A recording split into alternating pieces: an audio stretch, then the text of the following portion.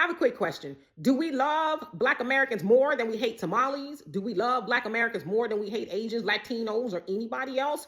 Now, the reason I'm asking that is because, especially now, I see a lot of dragging of the Somali community. And listen, that might be deserved. I'm not here to argue whether it is or is not. I know that they have said some pretty horrible things about Black Americans. They not Black and all that other stuff. And, you know, the white folks, they own them, right? So I'm just asking for us as Black Americans because, as I always say, where attention goes, power flows, which means if we're going to focus on dragging Somalis or anybody else, when do we focus on Black Americans and the things that we need? Because the truth of the matter is the Somalis, they're over here because many of them are refugees, and then they brought more people over, right?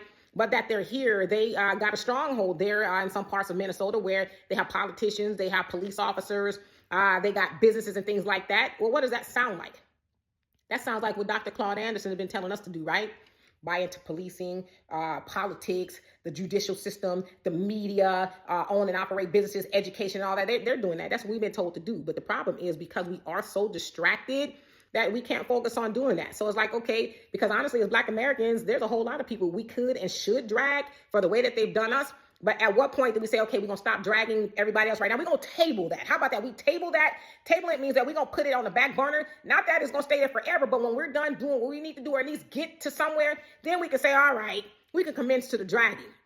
But as long as we don't get to all the things that we've been asked to do, and I know I'm going to say this, and some people don't like, I don't care, since the days of Marcus Garvey. He's been telling us, up you mighty nation, accomplish what you will. Now, of course, he was talking about the diaspora, but then you have the Nation of Islam that was saying, hey, Black Americans, do for self, right? Dr. Claude Anderson, let's practice group economics, and so on and so forth. At what point do we say, okay, we're going to stop dragging everybody right now?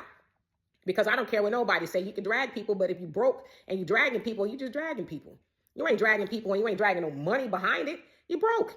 And we are Black Americans, we're not broke per se, but we don't keep our money. I know the story I talk about all the time. 97% of a 1.7, almost $2 trillion we give away, we broke.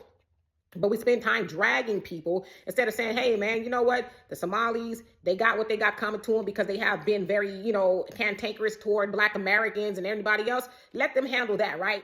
Because that's for them to deal with. We got stuff to deal with, right?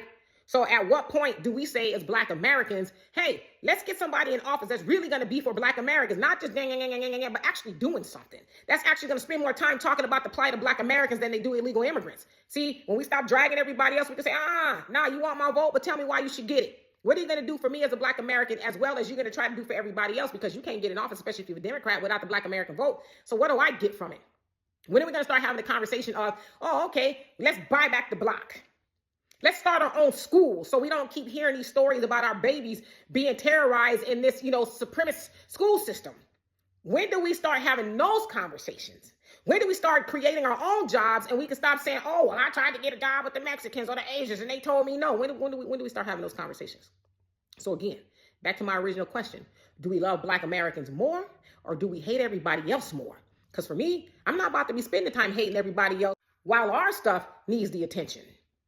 So I'm just asking. Now I know some of y'all, if you made it this far in the video, probably mad, got your claws on. That's okay. I was built for this. You know what I mean? I'm not scared. So I'm welcome to have a conversation. But if you can answer that for me in the comment section, do you love Black Americans more or do you hate everybody else more? Anyway, for more insightful commentary, please subscribe to the channel and like the video. Peace.